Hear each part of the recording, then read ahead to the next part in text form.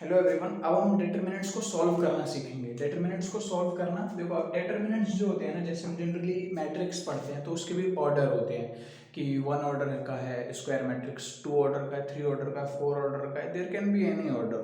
But determinants जो हम पढ़ते हैं स्पेशली इन क्लास 12 हम मैक्सिमम 3 ऑर्डर तक डिटर्मिनेंट्स पढ़ते हैं, बस 3 ऑर्डर तक। उससे ज़्यादा के हमारे यहाँ पे सिलेबस में यूज़ नहीं है कहीं पे भी। सीबीएसई के सिलेबस में ओनली 3 ऑर्डर तक के डिटरमिनेंट्स पूछे गए हैं। मींस डिटरमिनेंट्स किसके लिए होते हैं? स्क्वायर मैट्रिक्स के लिए। मींस स्क्वायर मैट्रिक्स 3 ऑर्डर से ज़्यादा का नहीं होगा सॉल्व करने के लिए।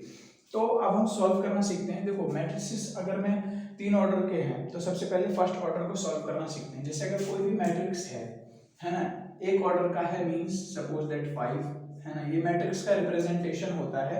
मैट्रिसेस जैसे डिटरमिनेंट्स का रिप्रेजेंटेशन होता है जैसे मैट्रिसेस होता है। जैसे किसी भी मैट्रिसेस ए के लिए अगर वो कुछ इस प्रकार से है ए बी सी डी, तो उसके लिए मैं डिटरमिनेंट कैसे दे सकता हूँ?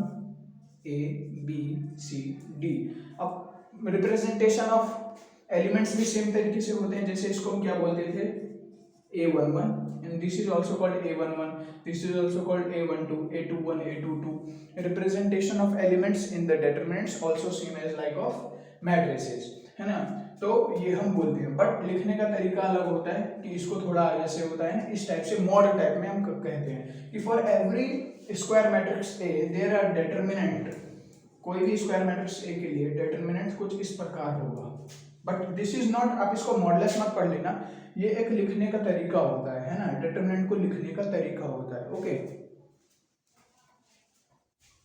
अब हम अगले ऊपर पे बात करते हैं कि 2 ऑर्डर के मैट्रिक्स को कैसे सॉल्व किया जाएगा।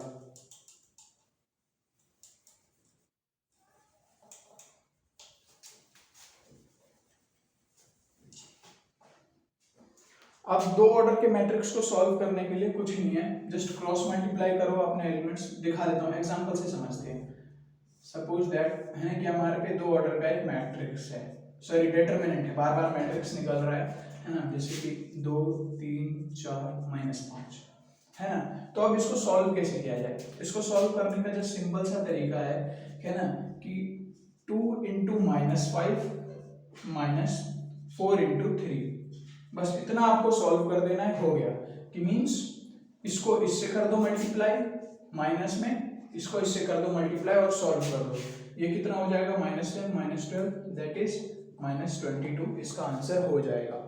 यहीं पे खत्म होता है 2 ऑर्डर का मैट्रिक्स है। कोई भी आप मैट्रिक्स ले लो 2 ऑर्डर के, जैसे सपोज दैट अगर मैं एक और ले लूँ -5 6 -7 8, इसको सॉल्व करना हो तो -5 × 8 -7 × 6, तो ये कितना हो जाएगा? माइनस का 40 प्लस का 42 दैट इज प्लस का 2, इसका आंसर होगा। समझ में आ गया? ये 2 ऑर्डर के मैट्रिक्स को सॉल्व करने का तरीका है। कोई भी अगर सिंगल ऑर्डर में है 5 तो उसका आंसर 5 ही होगा। कोई भी अगर 2 ऑर्डर में है तो उसको सॉल्व करने का तरीका ये होता है। सिंगल ऑर्डर में उसका आंसर वही आ जाता है, बस डिटरमिनेंट के डंडे हट जाते हैं, बात खत्म। अब हम देखते हैं कि थर्ड ऑर्डर के मैट्रिक्स, जो 3 ऑर्डर के मैट्रिक्स होते हैं, डिटरमिनेंट होते हैं, उसको हम कैसे सॉल्व करते हैं, है ना। तो उसका थोड़ा जो सॉल्यूशन है वो आपको ध्यान से समझना होगा, बिकॉज उसको भी हम 6 तरीके से कर सकते हैं। वो कैसे, वो हम देखते हैं। डिटरमिनेंट्स के एक्सपेंशन, उसको हम expansion of determinants along 6 ways कहते हैं, वो भी हम डिस्कस करते हैं यहाँ पे।